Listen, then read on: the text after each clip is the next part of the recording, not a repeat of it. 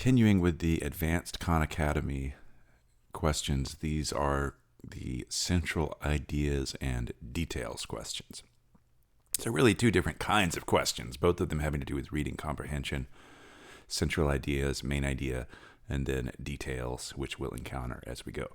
So, number one, having written the impassioned call to arms, letter to the Spanish Americans in 1791, Peruvian intellectual so-and-so is often considered a forerunner for the independence movements in Latin America. But Vizcardo's role in history would have remained insignificant were it not for Venezuelan revolutionary Francisco de Miranda, who was handed the unpublished letter to the Spanish Americans after Vizcardo's death. Miranda not only helped circulate the letter, but his edits and footnotes to the text position Miranda as a central figure in the text's creation. And as I always like to do with these questions, write down an approximation of the main idea, and it's going to be that simple here. Miranda equals important. Miranda played an important role. And then what do you know? Answer choice A. Miranda played a crucial role in influencing the content and distribution. I don't know. Oh, yeah, he helped circulate the letter, so distribution. But looking at the others, that's not talking about Miranda. C is going too far. It doesn't say the majority of the most eloquently stated arguments were written by Miranda, just that he did edits and footnotes. And then the original authorship is disputed. No, it's not disputed. It seems like there's some agreement that Vizcardo wrote it, but Miranda had an additional role in it. Number two, paleontologists have found a remarkable fossil of a dinosaur that had feathers on its arms and legs, but not on its tail or body.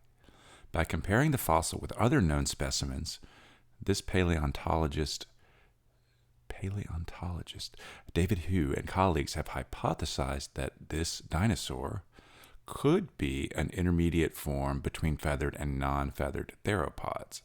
The discovery suggests that the evolution of feathers was not necessarily linked to the evolution of flight, but may have had other functions first, such as insulation or camouflage.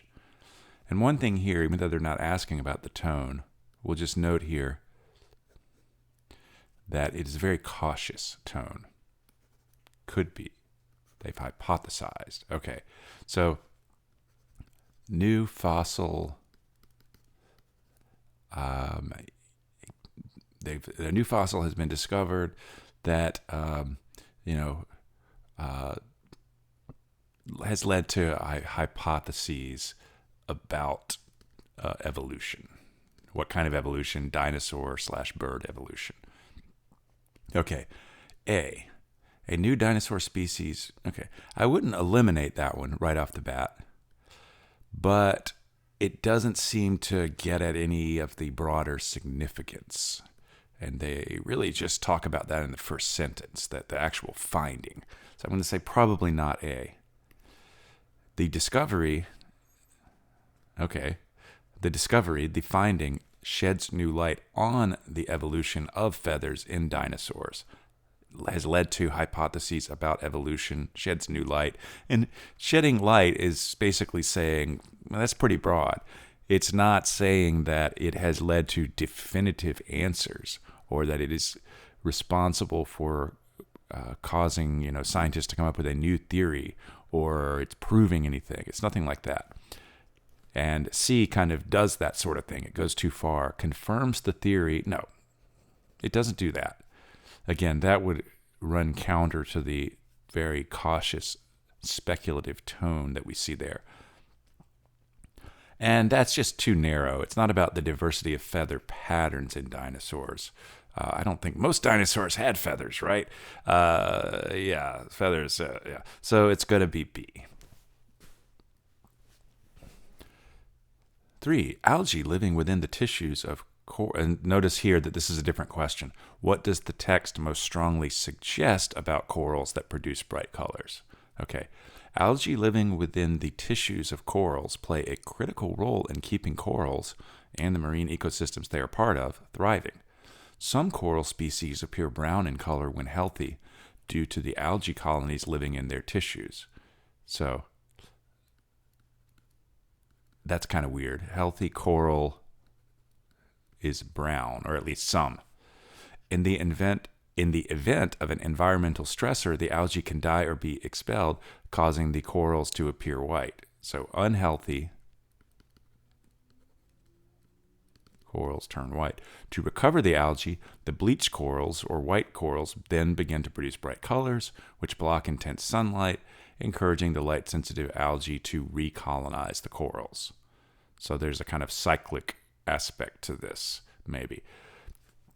Okay, corals that produce bright colors. Well, corals that produce bright colors were, or are, they were white. They were white when they started producing them, or and then so if they start producing bright colors, then they're gonna no longer be white. They start to produce bright colors.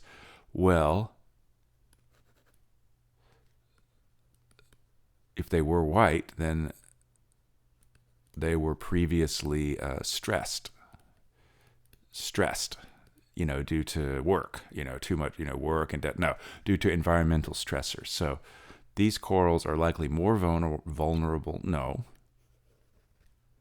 They have likely been subjected to stressful environmental conditions, environmental stressors. And so here I'll note that this is a kind of inference question. Suggest, implies. It's just that on the digital SAT, they don't call these inference questions. They call the inference questions are the logically completing the text questions, if that makes sense. Or that's how they test the idea of making inferences. But again, this is still a kind of inference question. And this as well. Okay, so disco remains one of the most ridiculed popular music genres of the late 20th century. But as scholars have argued, the genre is far less superficial than many believe, so it has more depth than many people believe. Take the case of disco icon Donna Summer.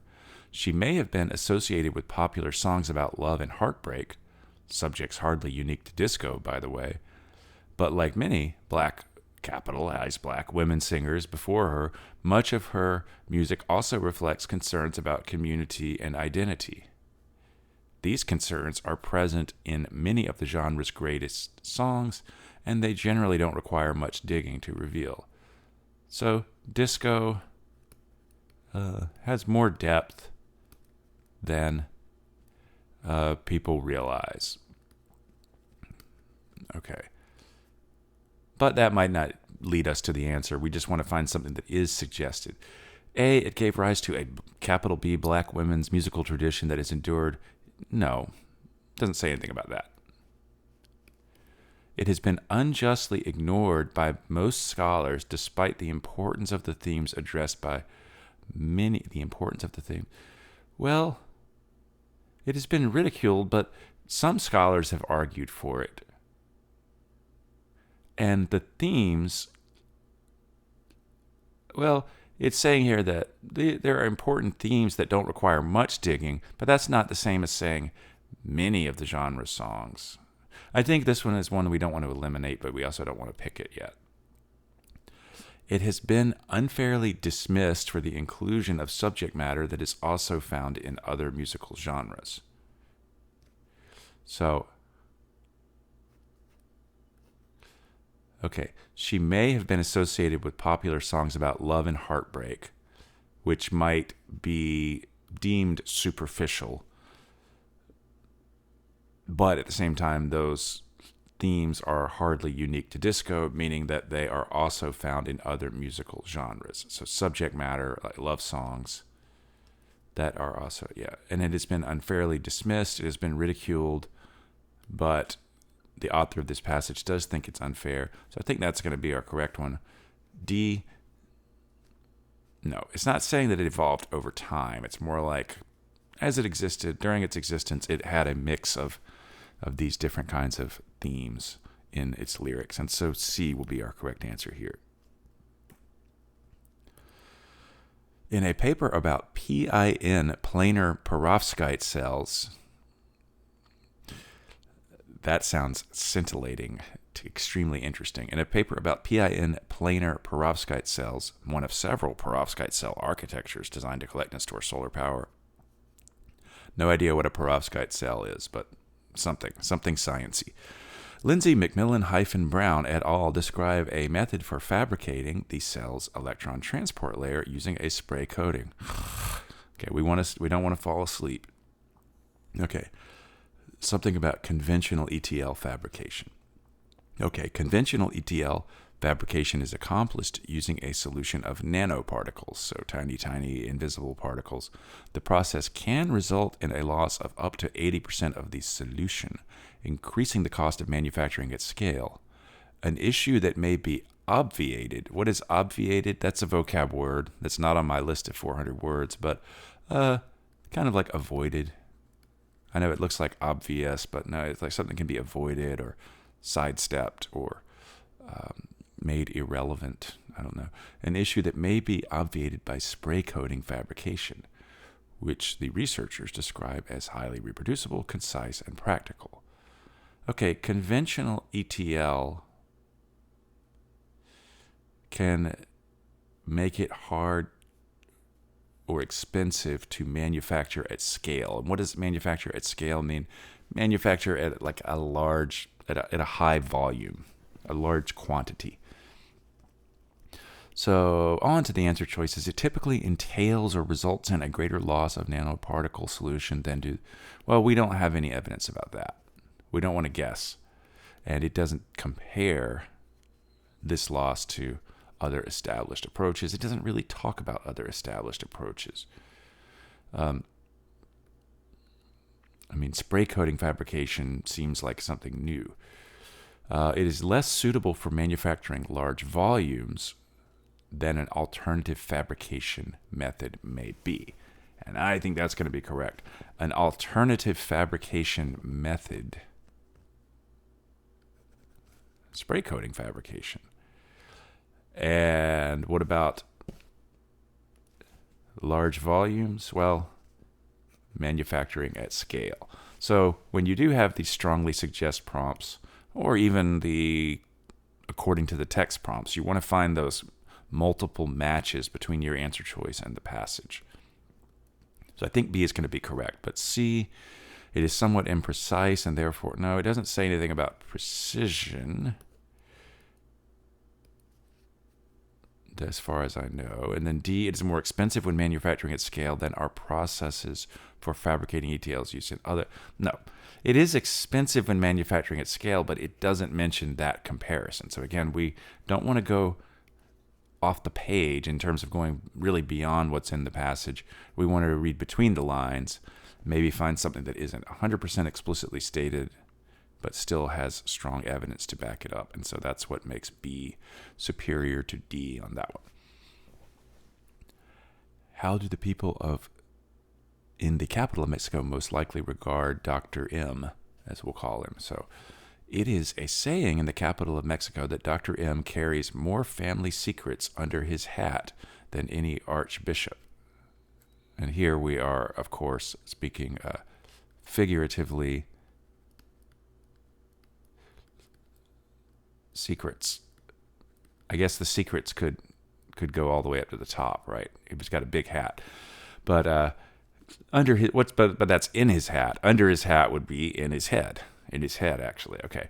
The doctor's hat is appropriately enough uncommonly capacious. That's another vocab word that's not on my list, but capacious is just kind of like spacious, large. It has a large capacity, and I think that's the shared root there, capacity. Rising very high and sinking so low that it seems to be supported by his ears and eyebrows, and it has a furry look, as if it had been brushed the wrong way, which is perhaps what happens to it if it is ever brushed at all. When the doctor takes it off, the family secrets do not fly out like a flock of parrots, but remain nicely bottled up beneath a dome of old and highly polished ivory. I don't know what that means. Ivory. Is that talking about the skull or what? But I think the main thing is they're kind of mixing literal and figurative. Literal, like the actual hat, but figurative, the secrets that he keeps under his hat. He's not literally putting secrets in there, pieces of paper, but he's keeping people's secrets, and he doesn't just go and blurt them out. So the people most likely regard him as someone who will not divulge or reveal their secrets, confidences. Not the same as like, I feel confident, I feel sure of myself, but if you confide in someone, or if someone is a confidant, that's someone to whom you tell secrets and divulge, reveal. So that is a really good one, but let's check the others. Many have come to tolerate him. No. Most would be unimpressed by him. Nope. So, I mean, we really don't have anything. I mean, I think what they're doing here is, the word family. But, that's beyond superficial. Maybe, what else can we say? I don't know. I mean, there's something a little bit disheveled. But, I don't know what else to say about that one other than that we do have a little bit of vocab in there. But let's just move on. Poetry. What challenge do humans sometimes experience? They in their cruel traps, and we in ours, survey each other's rage, and pass the hours, they rhymed hours with hours, commiserating each the other's woe. So they each commiserate each other for their hardships, their sadness, their woe. Woe is me. Okay, to mitigate, to lessen, to dampen, and not dampen, but to lessen his own pain's fiery glow. So they commiserate each other as a means of dealing with their own pain. Man could but little proffer in exchange. Okay, man could merely or only could only proffer. I'm drawing a bit of a blank. Proffer in exchange. We'll come back to it, but let's just treat that as a blank. Man could only blank a little bit in exchange, except that his cages have a larger range. That lion with his lordly untamed heart has in some man his human counterpart, some lofty soul in dreams and visions wrapped, but in the stifling flesh securely trapped. Okay, so I'll give credit to this poet for actually rhyming, which is something we don't seem to see a lot on these poems that they select for this test. But what are they saying here?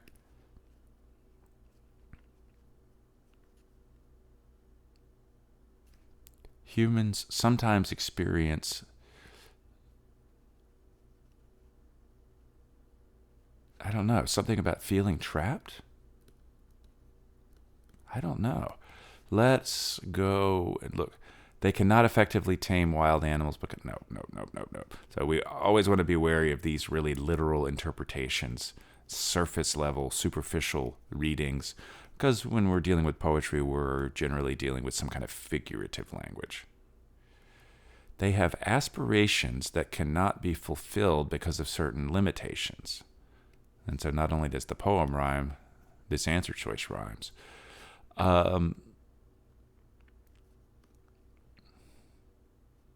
Some lofty soul wrapped in dreams and visions is trapped in the flesh. I don't know. Maybe they aspire to something.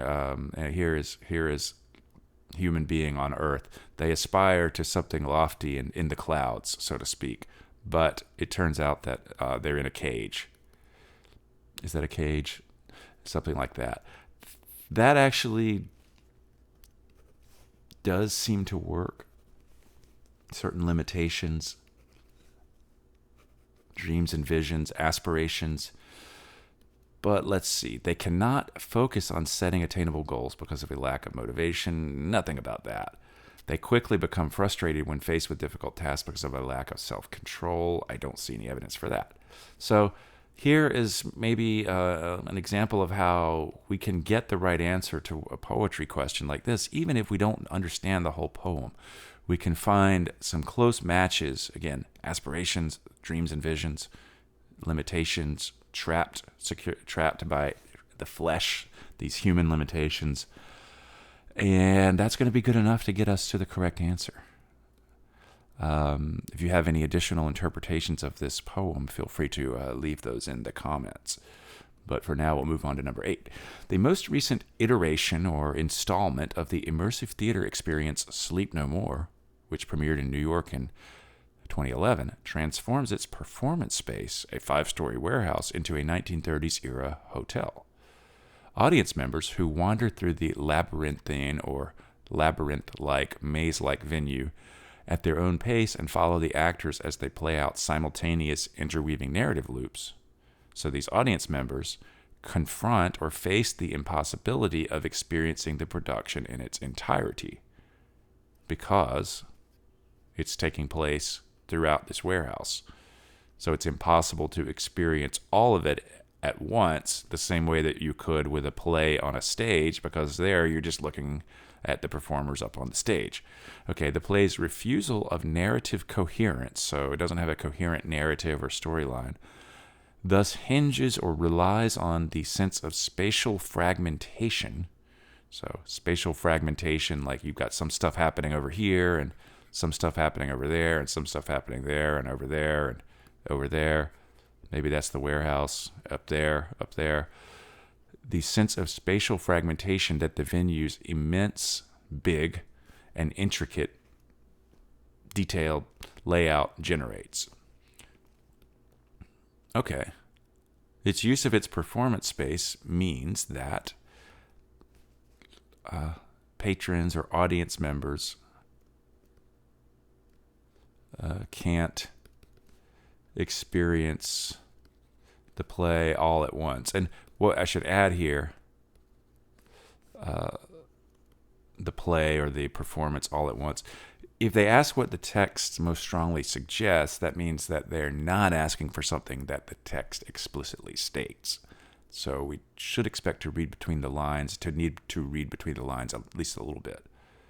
So the production's dependence on a particular performance environment would likely make it difficult to reproduce exactly in a theatrical space.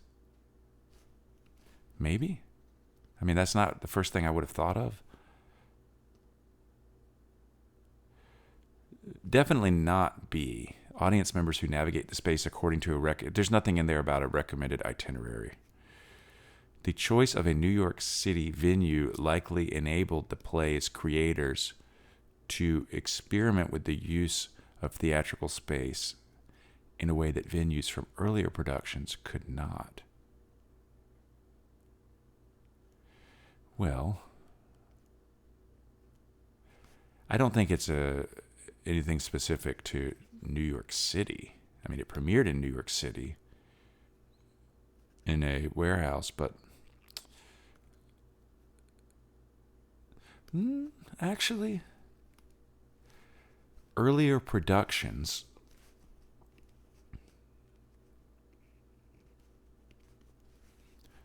the most recent iteration, the most recent installment, the most recent production. So maybe? D, audience members likely find the experience of the play disappointing because they generally cannot make their way throughout the entire venue. No. So what do I see here? I think what I would say about C is that we don't actually have any evidence pertaining to earlier productions, just that they existed. But it could be that other productions also took place in fragmented, immense, intricate, unusual environments. So I think the important thing here is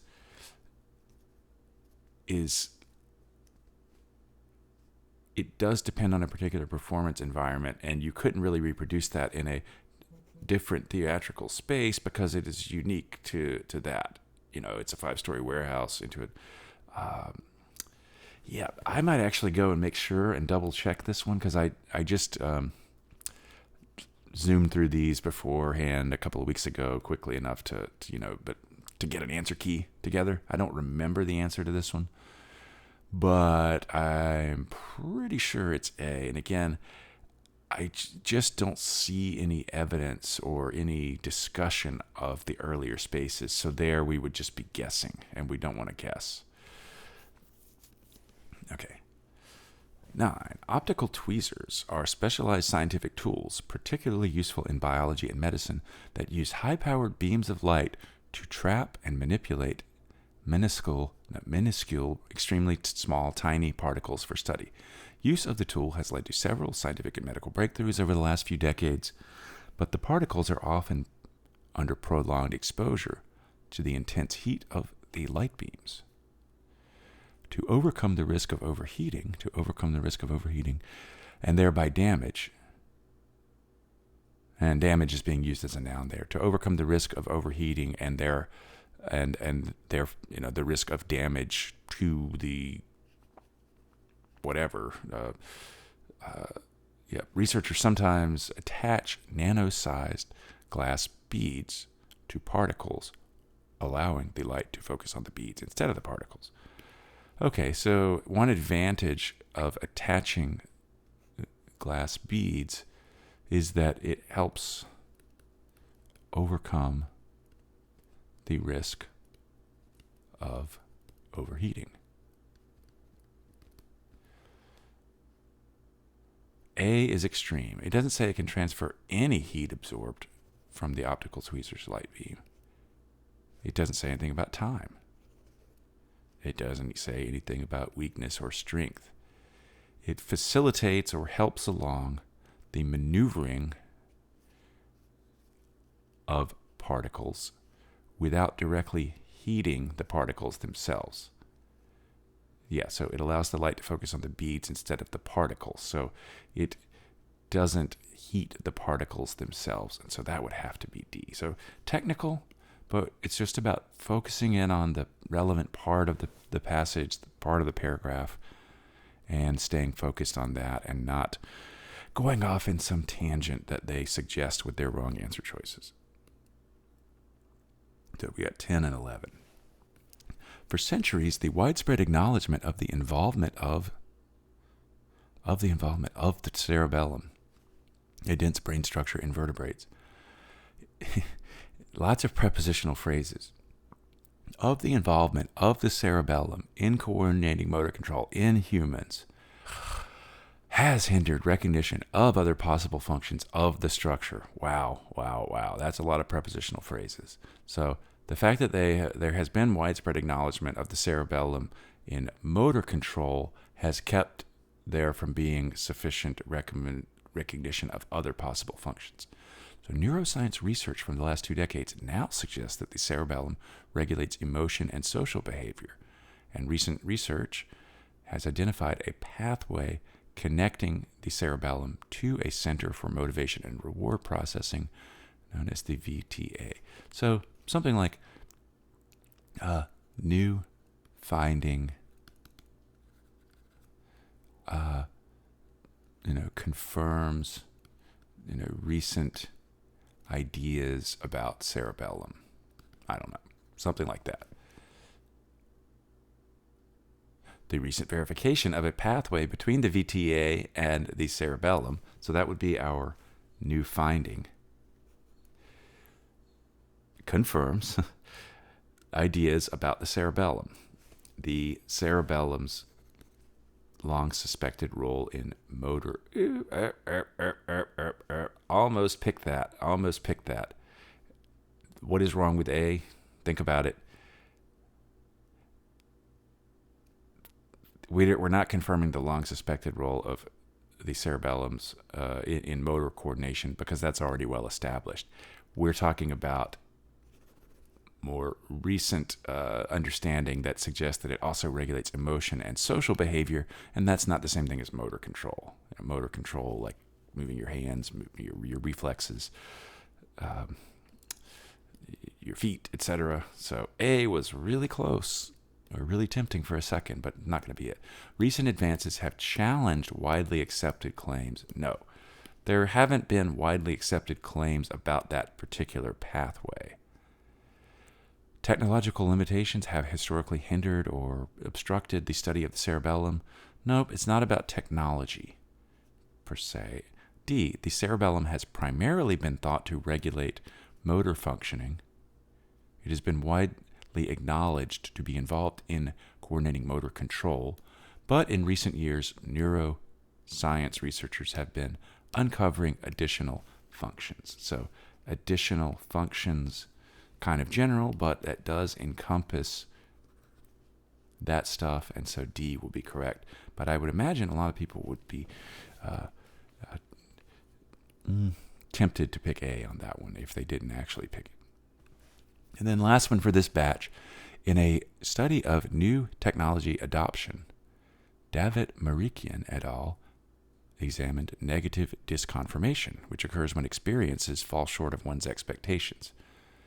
Okay, they examined negative disconfirmation to determine whether it could lead to positive outcomes for users. What is it? Negative disconfirmation or new technology adoption? I'm not sure.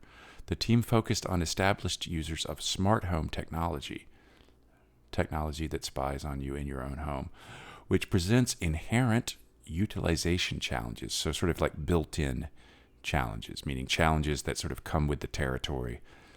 Inherent, that's definitely a good word to know, and I'm pretty sure that is on the vocab list that I put together. It should be, for sure. Inherent utilization challenges, but this technology also tends to attract users with high expectations, often leading to feelings of dissonance. So dissonance, like clashing, like if you play on your piano a C and a C sharp together, that's going to make a dissonant sound. So you can go and try that out on the piano in the next room, or whatever. Dissonant, clashing, so discordant sounds. The researchers found that many users employed cognitive mechanisms. Okay, what are cognitive mechanisms? I don't know, like mental strategies to mitigate, to dampen, to lessen those feelings, ultimately reversing their initial sense of disappointment. Okay, so I think what they're saying is that initial disappointment can be overcome with, it doesn't matter how it can be overcome, with cognitive mechanisms, mental strategies. So research suggests that users with high expectations for a new technology can feel content with that technology even after experiencing negative disconfirmation. I think that's pretty good. They can feel content. They can reverse their initial sense of disappointment even after experiencing negative disconfirmation. Yes, I think that is going to be correct, but let's check the others. B, research suggests that most users of smart home technology will not achieve a feeling of satisfaction. No, it doesn't say that. Although most smart home technology is aimed at meeting or exceeding users' high expectations, no, it's not about understanding the expectations. And then D, although negative disconfirmation has often been studied, little is known about the cognitive mechanisms shaping users' reactions to it. And yeah, I think what they're doing there is just playing on the fact that cognitive mechanisms is a term that appears in the passage, and you definitely do not want to be lured in by that sort of trap. Your correct answer, okay, yes, it might use a term like negative disconfirmation, but most of the answer choices do, or at least two of them do. What can you say about that? But the fact that it uses a phrase, a vivid, distinct phrase from the passage, certainly doesn't make it correct. And research found that even if they had high expectations and felt let down, they can still feel content or overcome their initial disappointment. And so, yes, 11 will be A. So that does it for this batch. Any questions, leave them in the comments. That's all.